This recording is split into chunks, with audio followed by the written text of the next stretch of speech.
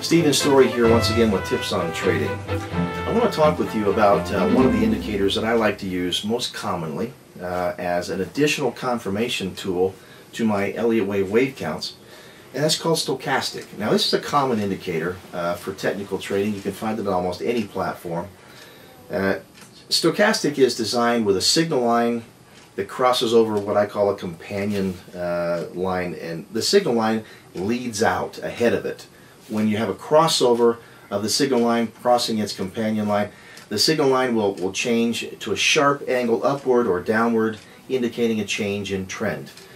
When that sharp angle occurs, say at a 12:30 or 1 o'clock direction, or a 5 or 5 o'clock direction for downtrends, that indicates you have greater volume in the trend and that the turn is more significant. When the signal line is leading out ahead of its companion line, I usually show them a blue and a red line. My signal line is usually blue as the color I've selected, and my companion line is a red dotted line. When the signal line is leading out far ahead of the companion line, that tells you there's more longevity still to come in that trend. And as long as that signal line is leading out, I know I can stay on that trend before it's going to end. And so there's another way to use Stochastic, and that is by looking at it at its different time frames. I usually like to get confirmation on 2, 3, maybe 4 different time frames that agree.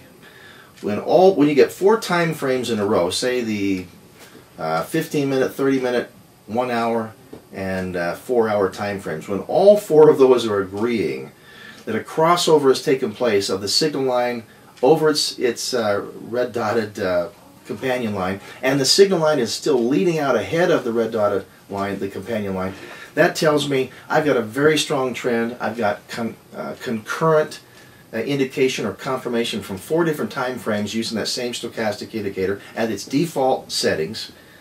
That gives me great high probability confirmation that my trend is going to continue and that I can be confident in taking a trade in that direction.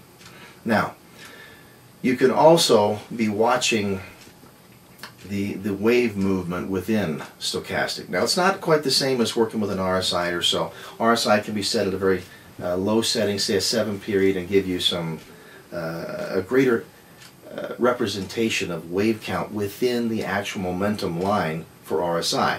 But Stochastic smooths the line out a little bit more. It allows you to ride through some of those little up and down retracements that go on within a trend and follow it through to the end, so you're not worried about jumping in and out so much. But there is a certain type of wave or movement within a trend for the Stochastic that helps you to get indication as to when you're getting a slowdown in the market. When it begins to change its angle. Remember I said earlier, the sharp angle of Stochastic of the leading signal line is what's going to indicate the strength of your trend, the higher volume of your trend. But when that angle begins to change, instead of say a 1 o'clock angle on an uptrend, it changes to a 2 o'clock angle, a 2:30 angle. This changing in the sharpness or the angle of the leading signal line is indicating our volume is lessening, it's waning and diminishing, and our trend is coming closer to the end. Now, that does not mean the trend is completely over yet. It simply means the volume is slowing, which usually happens toward the end of its wave 3, and then its wave 5, or in the last wave 5 of the 3, then you get the 4, then you get the 5 waves of the 5, and your volume will be slowing down there, and you'll start to see what's called divergence. Now, divergence is critical, it's key.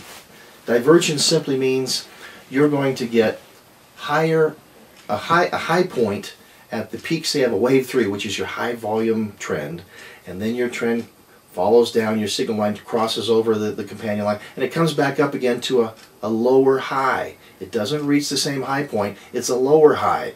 And then you reach the top of wave 3 within that wave 5, and it dips down again for the wave 4, and comes back up for yet another lower high. When you see those lower highs diminishing on the chart for Stochastic, below its 80% mark, which is its typical default line there you want to watch for overbought, oversold conditions, 80 and 30, 80 and 20. When it dips below to lower high, you know you got divergence. Divergence in momentum peaks or momentum troughs on the bottom side for the downtrends. that tells you you're very, very close to the end of your trend. Then if you couple that together with Elliott wave to understand the wave principle, and you can combine your wave count with confirmations of what you're seeing on stochastic. Stochastic becomes a very, very powerful confirmation tool for technical trading, combined with the vehicle in the market, Elliott wave, so you get further confirmation for that more precise turning point in the market.